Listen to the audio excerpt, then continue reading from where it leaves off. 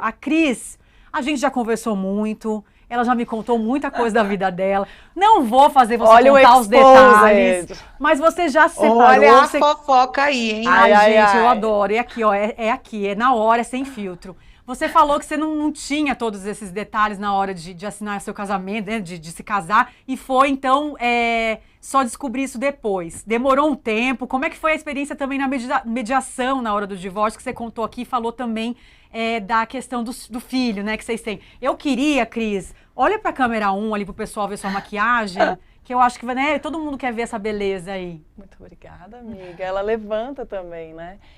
Gente, mas você vai querer me expor ou eu vou discretamente? Eu vou discretamente. Pode discretamente. Discretamente, amiga.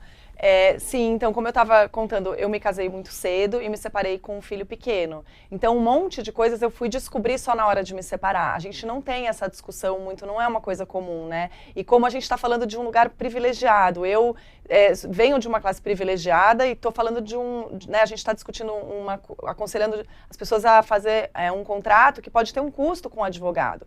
Então, eu acho que também é importante dizer, mesmo a gente falar sobre isso, esclarecer os pontos e aí fazer as coisas sem custo, por exemplo, sem ter esse custo, você consegue fazer uma espécie de contrato, é como a Cris Guterres falou tão bem, converse sobre, faça os acordos, esclareça, não tenha medo de dizer, olha, isso aqui vai me sobrecarregar, então aquela coisa do combinado não sai caro, né? Você combina antes. E aí na hora da separação a mesma coisa, né? O que vai ser feito do patrimônio de cada um? Se a gente tiver filhos, o que vai acontecer? Então levar em conta onde cada um mora, a família vem de onde. Então, por exemplo, ter filho com um estrangeiro, eu fico imaginando a dificuldade que é depois para você dividir essa guarda. Mas então, escuta, para você foi de boa essa comunhão? Olha eu de novo. Então, daí volta a experiência da mediação. Agora eu tô nessa câmera. Não, pode voltar para um que o pessoal tá gostando de ver você. O pessoal tá gostando de me ver na um. Pode olhar. Voltando para a experiência da mediação, eu me senti muito bem amparada e muito bem aconselhada. Então, mesmo as decisões que eu estaria tomando, que eu estava quase tomando as decisões erradas, eu tive essa advogada que estava interessada em ambas as partes. Ela escutava tanto o meu ex-marido quanto eu, e a gente chegava, ela sempre dizia isso, eu não quero que ninguém ceda, eu quero que a gente entenda o que cada um está pedindo aqui, que é a hora mais inflamada de todo mundo, é a hora que está todo mundo machucado e se atropelando. Ela acalmava os ânimos, ela me atendeu, inclusive acompanhada de uma psicóloga, e ela dizia, eu quero entender os interesses de cada um e a gente vai chegar num ponto comum. Mas eu não sabia, por exemplo, e ela me deu vários alertas de coisas que eu precisava planejar, e tipo assim, o que vocês vão fazer no Natal, no Réveillon, no Carnaval, na Páscoa? Ela te falou alguma coisa que você deveria ter feito e você não fez? Não, foi só naquela hora. Para resolver o contrato futuro, ela me disse coisas nas quais eu jamais tinha pensado. Por exemplo, isso.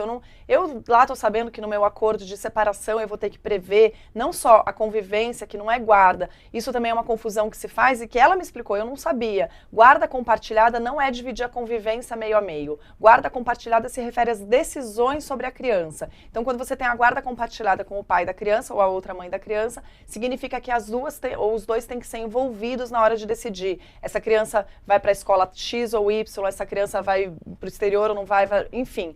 A guarda compartilhada se refere à responsabilidade compartilhada. E depois tem a convivência compartilhada. E na convivência, por exemplo, que eu faço, que é meio a meio, entra também a questão, por exemplo, eu não recebo uma pensão, porque eu tenho convivência meio a meio, a gente divide as despesas da criança. Tudo isso está escrito, tudo isso foi acordado no momento em que os ânimos estavam extremamente acirrados, mediado por uma advogada e uma psicóloga que acalmam os ânimos.